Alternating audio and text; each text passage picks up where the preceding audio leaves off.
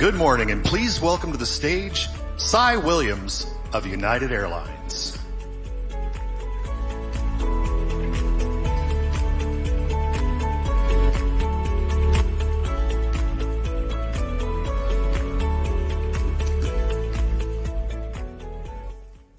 Good morning. I'm Cye Williams.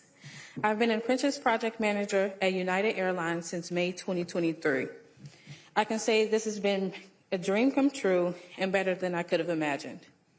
I've been interested in tech since I was 6 years old, watching my dad fix our family computer. This interest continued through middle school and high school and only grew stronger. I later went to college to major in computer science. You can imagine my devastation my freshman year when COVID struck and I could no longer be on campus nor afford to continue online classes. I didn't know what to do after this. I didn't think I'd ever get to where I am today. One day, I decided not to accept this fate. I started looking for an internship. The only obstacle there was majority of the internships I found required you to be a college student. After confiding in my friend about it, she told me about Icy Stars, a nonprofit based in Chicago that targets people exactly like me. Icy Stars gave me a second chance. They helped me refine my tech skills and my professional skills. Through this program, I was able to work with United and get hired. Since starting my apprenticeship, I've been able to learn so much in an environment where people want you to thrive. United has specifically created a space for technology apprentices to get acclimated in this new environment. It's called Innovate. The best thing about Innovate is the community. There are people with a variety of backgrounds, and we get to come together and share our experiences. We have leaders like Adriana to help us navigate United, make connections, and get the most out of Innovate. I don't know what I want to be yet, but I know with the skills that I've developed, I will go far in this industry. My journey has led me to this moment, and I am very proud to introduce our next speaker, CEO of United Airlines, Scott Kirby.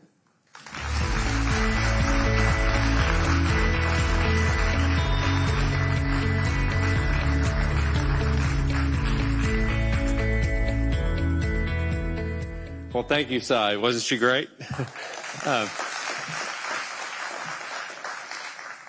In a simple sentence, that's what we're here about today, is people like Cye and what we can do for them and for our companies and our country all at the same time. I'm pleased to be able to introduce today's important event on the Business Roundtable Workforce Forum. Thank you to all of you that are attending, many of my fellow CEOs, many of the companies that are part of the Business Roundtable, many of our partners. I think we have 20 HBCUs, many of whom are partnered with United here with us today.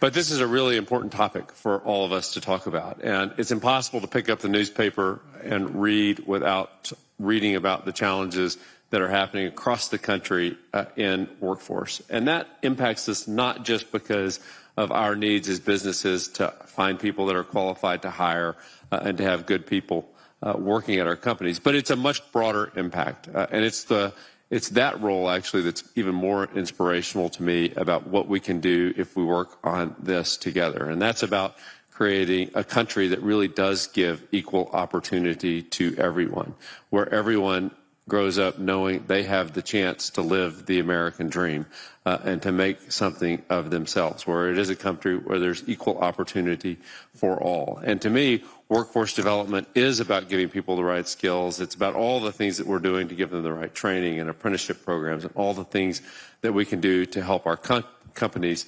But it's also about creating a stronger America.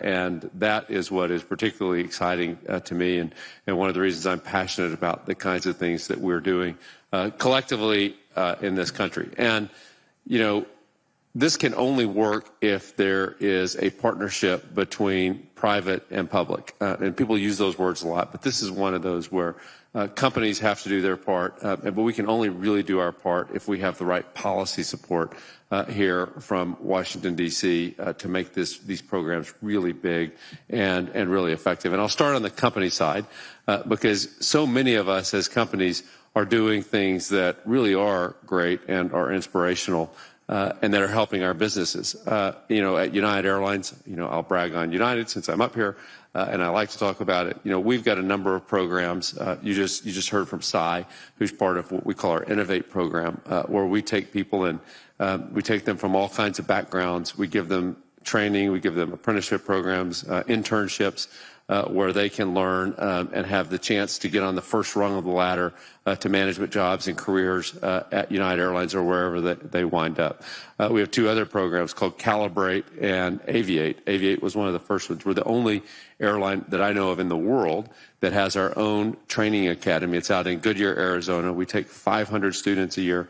By the way, because we're giving them, you don't have to have any kind of flight experience to go to the United Aviate Academy. We give you all the training. We give you better training than you get at a traditional civilian flight school. We spend about twice as much time in the air flying with those students because we're not focused on cost, we're focused on quality. And because of that, we can give people better training than they get elsewhere. And we also give them an opportunity that is unparalleled, that wouldn't exist. It costs about $150,000 to get all of your training, to get enough hours to become a commercial airline pilot. And so that opportunity, the ability, number of people that have the opportunity to do that is vanishingly small. They can spend that amount of money. And because of that, the history is that the pilot ranks in the United States are 82% white men. A lot of that came from the military. A lot of our pilots historically are the sons of pilots that exist today. That's how they get into it. And so not only are we giving people great opportunity and hiring, opening ourselves up to the opportunity to hire the best of the best around the country by having something like the Aviate Academy. But at the Aviate Academy, 70% of our students so far are women or people of color. And many of you here are partnered with United Airlines. And it's a program that not only am I proud of, our people are proud of, which is another important point when you're talking about workforce development. It's not just about workforce development. When I get on airplanes and talk to our crews, I almost always have somebody on the airplane, either a pilot and or a flight attendant, talk to me about the Aviate Academy and tell me how proud it makes them to be a part of United Airlines. They're not personally benefiting from the Aviate Academy. They're not going there. They're already flying for us. But they're proud of what we're doing to make a difference. And when they're proud, they make the whole airline better. And I like to say that I have the easiest job of anyone at United Airlines because my only job is to create an airline that our employees are proud of. And it's programs like that that make a difference and make the whole airline great and make the whole airline better. So they're programs that are rewarding not just for what they do for United Airlines tactically, but strategically for what they mean to our people and what they mean to our country. But the problem with programs like that, and there are a lot of companies that are represented here today that have similar programs, is they're mostly bespoke programs for one company. And we can be really good and we can work with local communities and we can create programs at a local community college or however we do those programs. We're really good at creating those very tactical programs. But the key for the country is we need to figure out how to scale those programs. And to me, that's where the public policy comes in.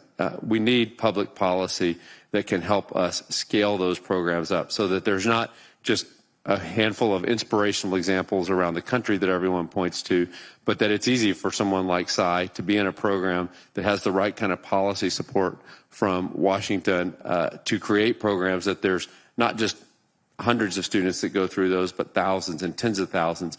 And that's how I think we really make a much bigger difference, not just for us as a workforce, but how we begin to change the very fabric of society and give equal opportunity to everyone. These programs really, to me, are about equal opportunity for all. And so public policy is really important. We're fortunate they're going to come up as soon as I finish here this morning. We have Congresswoman Fox and Congressman Scott.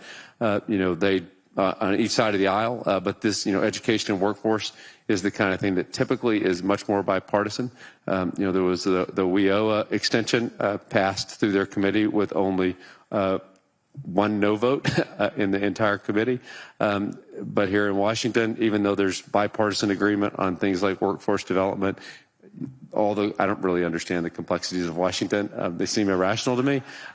You get it out of committee 46-1, and you can't get it through to law, but that's the way it goes. But we need to figure out how to help them have some of these things get into law, and to have programs that are workable. Even simple things like expanding the short-term Pell Grant programs, something else that has widespread agreement would have a huge impact on workforce development and creating equal opportunity for all. So to me, a lot of what we need to focus on, and what you'll hear from them today, is how do we scale up the kinds of inspirational programs that are out there that really are making a difference, and have them apply to everyone in this country so that everyone has a chance. Everyone knows that they have a shot at the American dream, and to make their lives better than their parents, and their kids even better than they had it. So thank you all for participating in this with us today. The BRT is honored to put this on. Looks forward to a great discussion and hopefully making progress on making a real difference in having both the private elements of workforce development, but getting the right kind of public policy to really advance the ball and make this scalable in a very big way. So thank you all very much.